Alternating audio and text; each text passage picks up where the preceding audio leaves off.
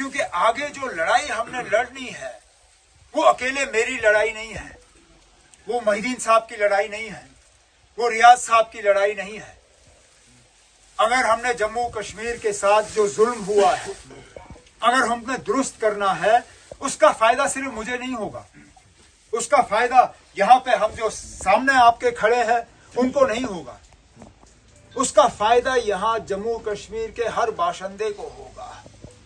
तो ये लड़ाई हमारी अकेले की नहीं है, हम ये लड़ाई मिलके जम्मू कश्मीर रियासत के लिए लड़ रहे हैं। और इसलिए हमने पिछले दिनों कांग्रेस के साथ हाथ मिलाने का फैसला किया। हालांकि हमारे लिए वो फैसला इतना आसान नहीं था, हमारे लिए उन सीटों को कुर्बान करना जहां पे हम जानते थे कि अगर कोई मुकाबला दे सकता है वो नेशनल कॉन्फ्रेंस मुकाबला दे सकती है, लेकिन क्योंकि हम चाहते थे कि बीजेपी के खिलाफ खासकर जम्मू के निचले इलाकों में, रजौरी में, पुंछ में कांग्रेस और हम जो है मिलके उन ताकतों का मुकाबला करें,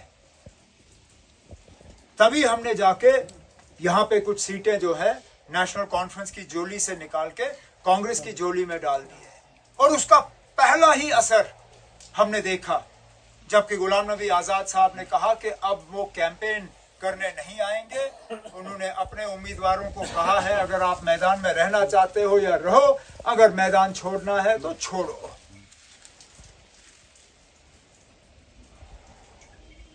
मुश्किलात हमने बहुत देखे।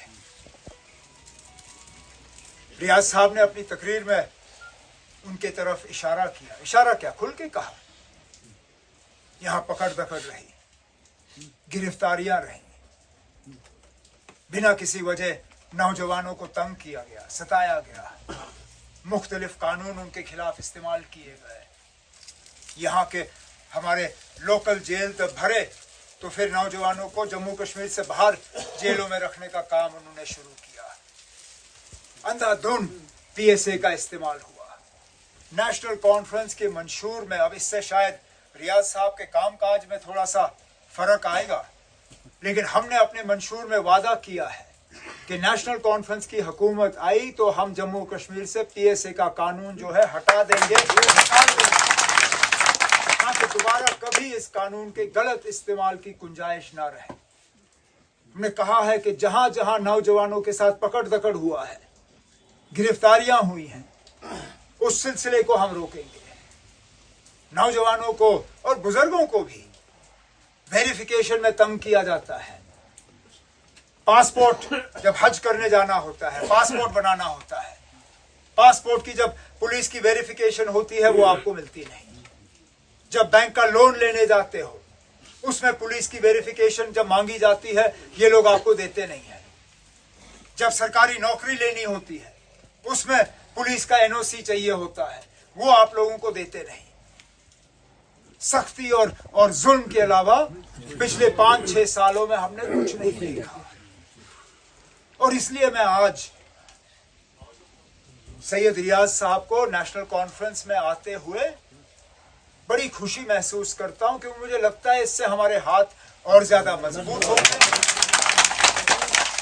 हम अपना पैगाम, अपना मंशूर, क्योंकि इलेक्शन जो है ठीक है, एक तरफ से आप उम्मीदवार का चेहरा देखते हो, एक तरफ से आप तंजीम का निशान देखते हो, लेकिन उसके साथ साथ ये भी देखना जरूरी है कि तंजीम आखिरकार अगर हुकूमत में आती है तो उस हुकूमत का इस्तेमाल किस तरह करेगी।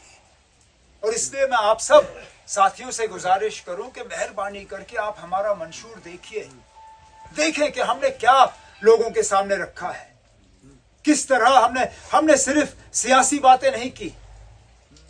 हम वो लोग नहीं हैं जो आपसे कहेंगे ना आप भूखे मरो, लेकिन हम सियासी बात ही करेंगे। हमें इस बात का भी एहसास है कि जहां हम सियासी लड़ाई लड़ेंगे वहां आपके रोजमर्रा की मुश्किलात हैं, आपकी परेशानियां हैं, चाहे वो नौजवानों के रोजगार को लेके हो, चाहे वो महंगाई को लेके हो, चाहे वो बिजली के निजाम को लेके हो, चाहे बिजली के बिल को लेके हो। जिस तरह पानी के बिल आज इनकी कोशिश है कि घर घर पहुंचाए, उसको लेके हो, जिस तरह हमारे window pension, old age pension, social welfare की स्कीम है, एक एक करके इन्होंने तहस नहस की। जिस तरह इन्होंने जो बाबा कौम ने विरासत में हमें बच्चों के लिए मुफ्त तालीम का एजेंडा रखा था, एक एक करके इन लोगों ने वो मुफ्त तालीम खत्म की। हमने अपने एजेंडा में इन सब चीजों का जो है एक इलाज रखा है। हमने मुफ्त बिजली की बात की, हमने मुफ्त गैस सिलेंडरों की बात की, हमने बिजली पानी के बिल खत्म करने की बात की, हमने यूनिवर्सिटी के लेवल तक बच्चों के मुफ्त तालीम की बात की, हमने सोशल वेलफेयर की स्कीमों को दोबारा जिंदा करने की बात की। ऐसा कोई हिस्सा नहीं है लोगों का, हमारे जो गुजर बकरवाल भाई हैं, उन्हें जो तकलीफ होती है, उन्हें जो फॉरेस्ट राइट एक्ट के तहत जो हक मिलना चाहिए, जो उनको उस हक से महरूम रखा जाता है, इन सब चीजों का जिक्र हमारे मंशूर में है। अब मैं उम्मीद करूंगा